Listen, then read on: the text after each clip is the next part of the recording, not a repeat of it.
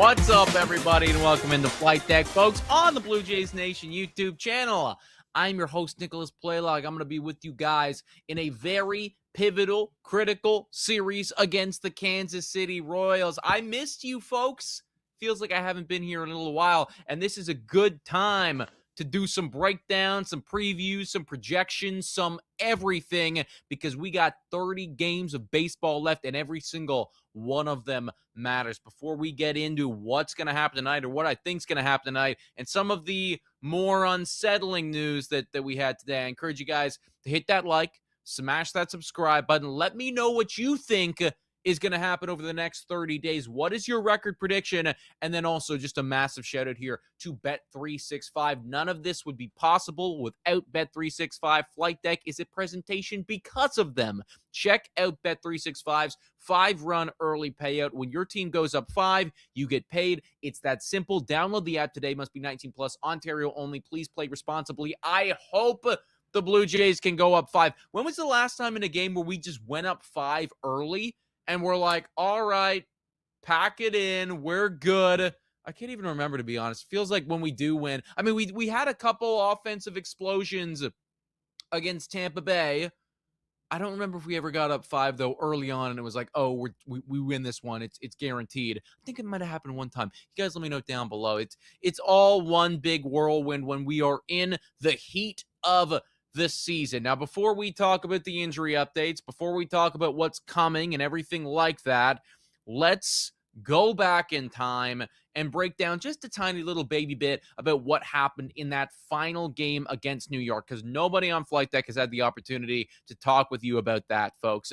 Blue Jays lose that one 8-3. I don't want to stay in this world for too long here. That was the first series loss that they've had in a long time, and no, of course, we are not counting that series loss to the Chicago Cubs. 1-game series, MLB. Come on, what is that? 8-3 loss to the Yankees. It was a tough one.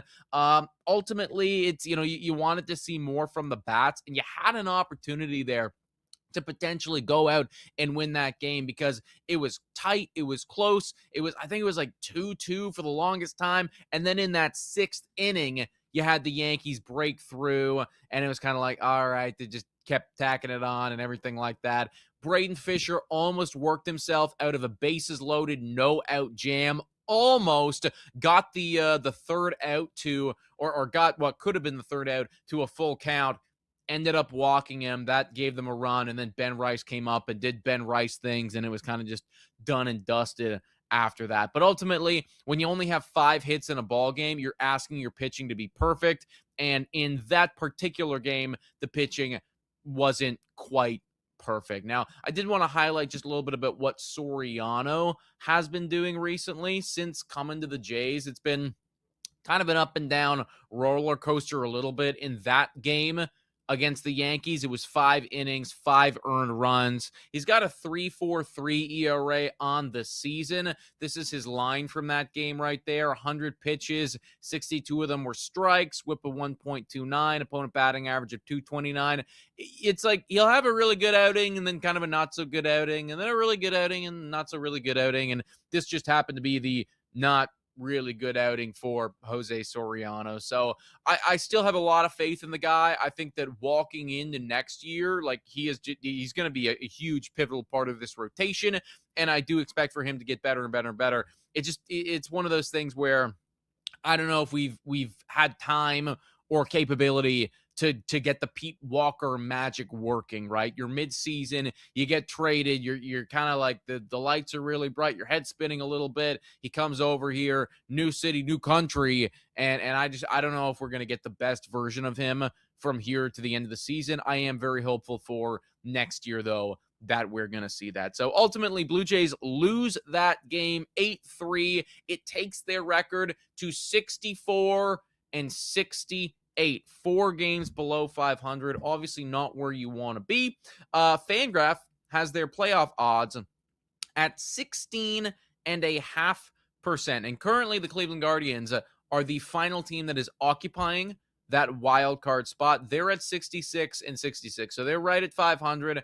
And Toronto is there at 64 and 68, 16.5% chance to make the playoffs. We were kind of doing the mental gymnastics today in a podcast. I encourage you to go check it out. It's on Blue Jays Today. But we were going through the mental gymnastics and trying to work through, like, what do they actually need to do? What do they need to accomplish to have a realistic shot at making the playoffs? It feels like, for me, 84 wins gives you, like, it's not a guarantee. It's really not a guarantee, right? But 84 wins gives you a realistic, okay, we got a shot here. We got a chance. Now, 84 wins, that's no cakewalk. 30 games left. We're at 64 wins right now. Come on, all you guys, you know your basic mathematics right here. 64 plus 20, 84. They got to go 20 and 10. And there's 10 series left. So that effectively means that from here on out, you can do it in a couple different ways, right? You could sweep here, you could lose one. But from here on out, you have to average a series win every time. They were doing that right up until that Yankee series. It was like series win, series win, series win, series win, right? They were doing that. They got to keep doing that. We just can't afford any series losses, because if you have a series loss, and God forbid you get swept, right? If you get swept, I mean, the season just could be chalked. But if you have a series loss, then you need to follow that up with a series sweep. That's just simply the math. That's how it works. I mean, I wish it wasn't the case, but when you find yourself in a position 30 games left in the season at 64 and 68, there really is not a whole lot of wiggle room here for error. And that's, by the way, just to get to 84 wins, which we don't know is a guarantee. Like, you know, you're at 84 wins right now. Well, Cleveland, they're at 500. I mean, what does that mean for them? That they just need to go 3 games above 500 to be at 84 wins. So if they go 4 games above 500 the rest of the way, bang, they're at 85 wins. You know, that's not good enough for the Toronto Blue Jays, right? So to give themselves a realistic chance, you got to win probably 19, 20, 21 games. And it is going to be pretty difficult to do that with some of the updates that we got today. Let's flash over and talk a little bit about the terrible news, everybody. Shane Bieber on the 15-day IL with what is it? Right teres. What the right teres major inflammation. I don't even know what that is, but it's not good. He's on the 15-day IL, and they're gonna hold off. Like, there was a following update in regards to him throwing. Like, he's not gonna throw for a while. So this could actually genuinely be it for Shane Bieber. This probably, in fact, it probably is this season for the guy, right? Because if he's not going to throw for a while, then, you know, that's going to be like 10 days. And then, you know, he's going to start throwing, and then that's going to be another week. And then after that, it's like you got to get him in the rehab games, and it's like that's going to be another 2 weeks. And now we're at the end of the season. So we might not see Shane Bieber again unless the Toronto Blue Jays make the playoffs. And that's really sucky, because I was looking at this, man. Since the trade deadline, he was filthy, folks. He was filthy. He had a 2.96 ERA since the trade, or sorry, even better than that, actually. Thomas is correcting me right here. 2.59 ERA since the trade deadline. That's pretty awesome, if you ask me. An opponent batting average of 232. So Shane Bieber was cooking and was starting to kind of establish himself as one of the sure things in this rotation. Like, I was looking at the Bieber starts a lot differently than I was, honestly, a month ago. A month ago, I was like, oh, geez, like, we're lucky if we get 3 or 4 innings. And then he just started cooking. Like, ever since he stayed in Toronto, didn't get traded, he was like, thank you for not trading me. Here is excellent baseball. And we started winning those games. So now that we don't have that anymore, it is going to be a big strain on the rotation. Now, they did call up Chad Dallas. Shout out Chad Dallas. We were in Buffalo last week. Time, man. Time goes so fast. We were in Buffalo last week. We were speaking with Chad Dallas in person. Such an awesome individual. I really like Chad Dallas a lot, everybody. He's so grounded. He's so humble. He was so giving with his time. So I wish nothing but success for Chad Dallas. But the truth of the matter is, it is going to be a tall hill to climb. When you look over at the rotation right now, okay, you go to Fangraphs, it's Dylan Cease, it's Soriano, then it's Scherzer, who we're gonna see tonight. He's gonna be on the bump tonight. Then you have a TBD game, right? Like that's the Bieber start. After that, and then it's Arrighetti, which is effectively its own bullpen day. So looking at it right now, I mean, you got Cease, who we like, Soriano, who is kind of hit or miss, but I'm putting him into the we like category, right? He's in the we like category. Then it's Scherzer, who I think we like. I love Max off the field. I love Max Scherzer, but from a 2026, does he have good ball left in him? I think we like it. Recently, it's been pretty good too. But then you got 2 bullpen days, and that is such a dagger, because if you don't get incredible production from Soriano, Scherzer, you're going to be so strained in those 2. And I say bullpen days. I know Arrighetti's part of it, but like, let's, call a spade, right? I don't know what we're going to get from Arrighetti for a while. Like if you get 4 innings and it's scoreless, you're probably feeling really, really good about that outing. So it's effectively 2 bullpen days out of the 5. Now, they did give us an update as to where they might go with this whole thing. Tyone was a name that was thrown around. Arden Zwelling came out here and tweeted this out. He said, if Tyone reaches pitch count and feels good physically on Friday, he'll fill Shane Bieber's spot in the Blue Jays rotation going forward, making it Cease, Soriano, Scherzer, Arrighetti, and Tyone. So that's your 5 right there. Whew. I mean, like, you want to talk about magic?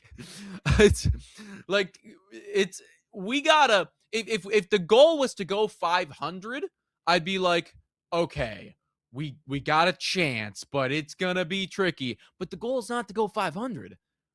We already established the goal is to win 20 out of 30. The goal is to win every series. I mean, we are talking about magic, everybody. Now, Tyone, if you don't remember, he had 8 innings with the Toronto Blue Jays. Okay, 2 starts. It was 2 starts. It was good 2 starts. 3.38 ERA in those 8 innings. So I mean, that's nice, right? It was good, but it was 8 innings, and then he got injured. And we have to remember that prior to that, he was effectively terrible with the Chicago Cubs this year. He had a 5.92 ERA over 76 innings. And now he's coming back from injury. So, like, yes, good, come back, be part of the solution. I think I'm still looking at those, if he does come back, those Tyone days as kind of a glorified bullpen day, if I'm being honest. Like, if we're like, yes, it will be helpful. It's like, okay, we have a bit more length here, and this is going to help us, retain the arms. But we don't, like, length is one thing. I need Bieber level of production. Shane Bieber with his 2.5 ERA or whatever it was, right? Who's going to do that? Somebody's got to do it. Or else, like, we're kind of going to be in the shitter, everybody. I want to give a quick shout out here to 38 people, by the way, that are tuning in on this one. Just massive shout out to everybody that's in here. I see so many people from the Blue Jays Today community as well. Shout out Andy, shout out Bombastic, shout out Heyo right here. By the way, we will be live for today's ball game. Okay, they're all must win, but must win ball game tonight with Scherzer on the bump. We will be live, so I hope to see you guys all in there in the Blue Jays Today chat. But shout out to everybody for coming in here. If you haven't already done so, hit the like, smash the subscribe button. I'm gonna be here today, obviously, tomorrow, and the following day as well. So I hope that I can see you guys throughout this, and the good vibes can persist throughout this series. Right? Listen, it's magic time. And I see people in here panicking. It's like, yeah, it really sucks. The Boston Red Sox are the team with the magic. I hear you. But hey, like, this team as well. I know it's doom and gloom right now, but this team as well, they did just have an incredible stretch. And I'm not going to forget about that either. Okay. We did just win, what was it, like 7 series in a row, not counting the Chicago. Like it was a shitload of series in a row, folks, that this team won in a row. So ultimately, like it's not impossible. It's just that needs to be the caliber of play from here to the end. It like there's no you lost all wiggle room. If you ever have a moment where you blink, then bang, you're done, we're cooked. And I do think a big part of them continuing to cook will be this offense humming like they have been humming, but also maybe even more so. We got to give a massive shout out here to my guy, all of our guys. But I say my guy because I will always and forever be in his camp. This dude could be batting below, this guy could be batting 100, and I would still find a way to be in his camp. Shout out Alejandro Kirk for quite literally having what is potentially historically the single best catching month of a Toronto Blue Jay in franchise history. Yes, you heard that properly. Am I exaggerating? Actually, maybe not. Sportsnet stats right here. Alejandro Kirk has recorded 20.5% of all of the Blue Jays RBIs in August. That would be the highest by a catcher in a single month in Blue Jays history. Alejandro Kirk right there, 2026 at 20.5%. Then you got John Buck back in 2010. And then you got Russell Martin in 2016, also in August, by the way, at 17.1%. 20.5%. Every 5 runs the Jays score, Alejandro Kirk is directly responsible for one of those getting scored. I mean, that is just such an incredible statistic right there. The fact that he has turned it on and done it at this level, this caliber, like this is what we needed. We kept thinking, we kept hoping, crossing our fingers that this would be Vladdy for us, right? Vladdy would be the one. It's like, okay, this team's going to go. This team's going to bang when Vladdy goes, when Vladdy bangs. Vladdy still ain't banging, and I don't know if Vladdy's going to bang.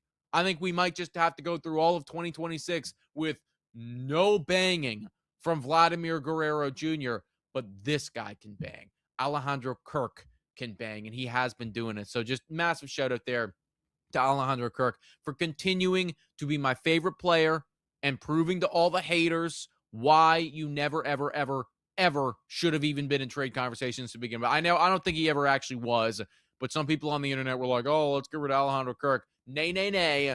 We wouldn't even be where we at right now if he was not on this baseball team. Now, some just very quick injury updates here on top of all the other ones that we got. Josh Smith going through full on-field workouts on Tuesday and Wednesday. The expectation is that he'll join AAA Buffalo for a rehab assignment on Thursday or Friday. He's eligible to come off the IL on August 31st. Now, that's interesting because you're going to get that additional roster spot, right, with the September call-ups. So, maybe Josh Smith is going to be a part of that. And then also Trey Savage is throwing from 75 feet in Dunedin. Now, Savage, I'm not going to count on him too much here because he's just starting the throwing process. You'd still need to have the actual, like, full-on ramp up, and then probably they get him into like minimum 2 rehab games. If we get Trey Savage back, I'm thinking it's a last week or last 2 weeks of the season type of thing, right? So I think that's ultimately where we're at there. But just a couple injury updates to keep your eye on. Now that the rotation is the way that the rotation is, they might rush him. Maybe even, hey, Ricky Tiedemann could be a part of that solution. Like Chad Dallas is up now. You're going to see a revolving door here of just like, can you do it? Can you throw? No, you can't. Okay, no worries. We'll get the next guy. Or you can. Great. Excellent. Keep throwing. Keep going. That's what it's going to be for this Jays team if they have any hope of making this magical run and going to the playoffs. Now, we're going to get to today's ball game and talk a little bit about that. But before we do, quick shout out here to Table Fare and Social. You guys know that they're a sponsor for us at Blue Jays Today. They're also a sponsor here at Flight Deck. They got some great offerings, everybody. I mean, listen, that It's an ad read. Okay, it's like, oh, Nick, it's an ad read. You're supposed to say that. You're right. I am supposed to say that. But I do truly believe that they got some incredible stuff over there that you just cannot find anywhere else. Like some really, really cool restaurants, some really cool offerings that you're just not going to get anywhere else. It's in CIBC Square, right? So it's right as you get off the GO train, the subway, Union Station. It's right by Union Station. So close to the Rogers Center, so close to everything. Honestly, if you're coming down for a game this week or just at any homestand in general, go check it out. Some awesome stuff and right by all of the transit options. If you do go, then let us know. Let us know what you got there. I really like Alouette Go.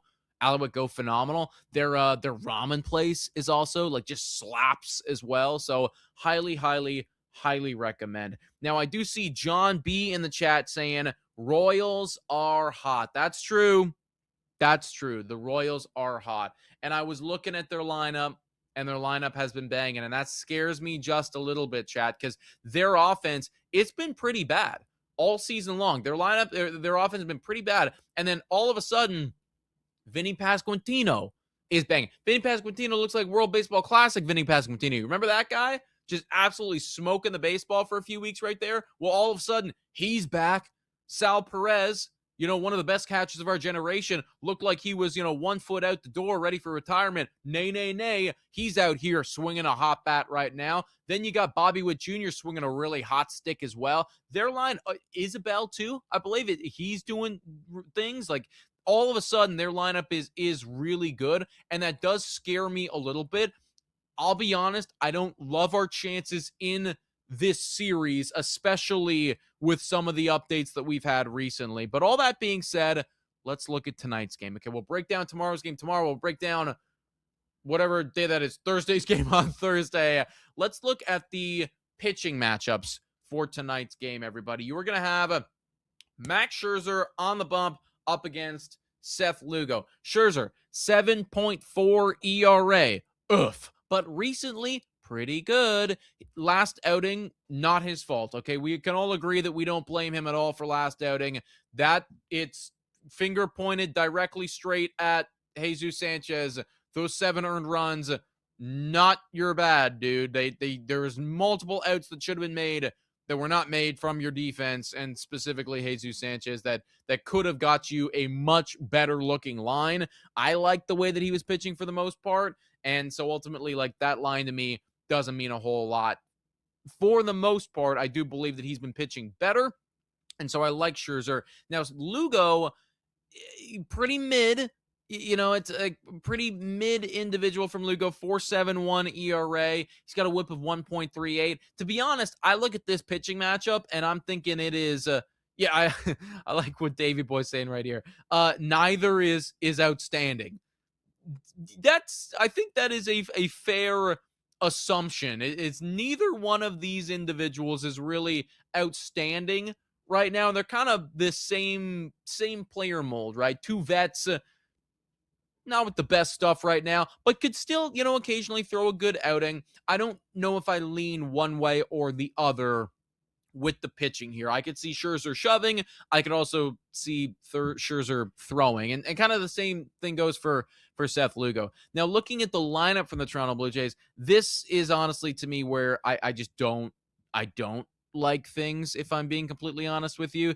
You got Bateman leading off, which was great. You got Lucas batting 2. You got Guerrero 3. I don't want Guerrero 3 anymore. I don't want that. I've been saying it all season long. I don't think it's ever going to change. But come on. I mean, let's bunch the hot hitters together. Okamoto's hot. Let's get him in there. Kirk, no Kirk today. That's not good either. But Guerrero 3, I just don't think it's the play, guys. But he is. It's Guerrero, Okamoto, Sanchez at DH, not left field. Don't worry. Sanchez at DH. Clement, Jimenez, Valenzuela, Straw. I don't like this lineup. Couple reasons. One, the 2 hottest bats on the team in the last 15 days are not in it. Actually, that's probably the main reason. There's no Alejandro Kirk, which they said he's getting the day off just because we are going to run him into the ground for the rest of the season. I get it. You got to give the guy some days off. You don't want him to if he gets hurt, the season's done.